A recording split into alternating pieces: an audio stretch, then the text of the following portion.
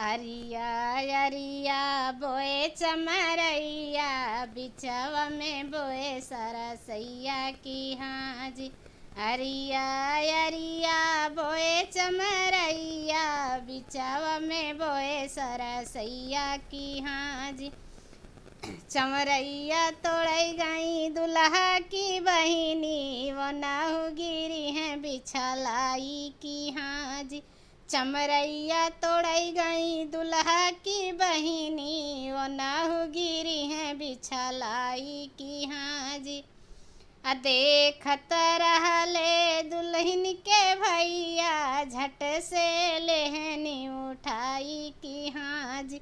देखत रहले दुल्हन के भैया, झट से लेह उठाई की हाजी। झारई पो